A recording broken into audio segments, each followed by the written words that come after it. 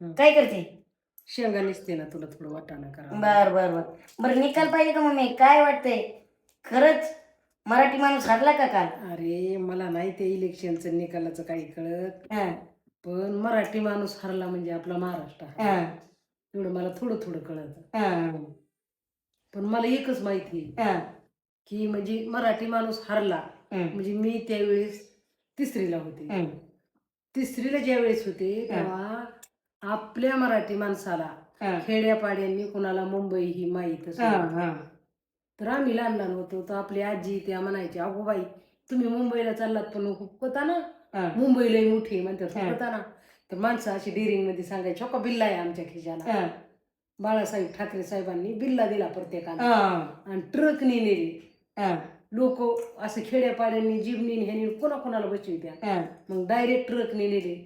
तर ट्रकने मुंबई दाखवणारा तेवढा पहिला माणूस. पहिला माणूस. हं, नेता म्हणू का माणूस म्हणू, हं, आपल्याला कोणाच्या ह्याच्यावर बोलायचं नाही, पक्षावर बोलायचं नाही. हं, पण माझ्या मनाला जीव वाटलं हं, की बाई मराठी माणसाला मुंबई खरी दाखवली कोणी, हं. बाळासाहेब ठाकरे साहेबांनी. बरोबर बरोबर. आणि तू त्यांचं भाषण अजून ऐकलं नाही, तू डाउनलोड करून त्यांचं भाषण ऐक. हं, त्यांच्या भाषणाला एवढी गर्दी की माणसं अशी खदखदून हसायची. हं. रडणारा माणूस खदखदून हसायचा. काय त्यांची बोलण्याची ख्याती होती, तू कधी पण डाउनलोड बरोबर. करून आणि त्यांचा सभा चालली तर टाचणी पर्यंत असा आवाज.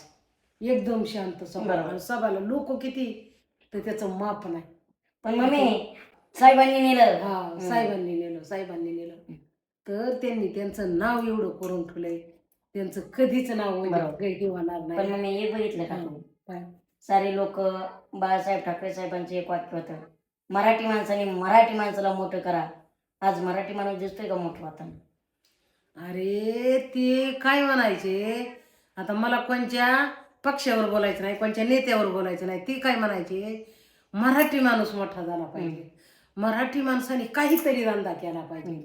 तुम्ही मराठी, ती काय म्हणायची, एमपीची बिहारची लोक येऊन इथं आपली तर धंदा करतात, मोठे होतात. वा, माझं त्याबद्दल काही दुमत नाही, तुम्ही पण मोठे व्हा, पण मराठी मायभूमीला आमच्या दाखा लावू नका. अरे ही मराठी मायभूमी ना माझ्यानंतर, बरोबर बरोबर, माझ्या आधी हं, तुझी हं. मराठी मायभूमी ही तुझी आई, बरोबर बरोबर आणि नंतर मी. बरोबर. क्या बात आहे, तू हे शिकवण कायम देणार ठेवून. आधी माझी मायभूमी म्हणजे मराठी भाषा आणि नंतर तो आहे. हा बरोबर आहे. म्हणजे तुम्ही या धंदा करा पण राज्य करू नका. मराठी जर बोललं नाही तर कानाखाली जाळ निघे. त्यांचं ही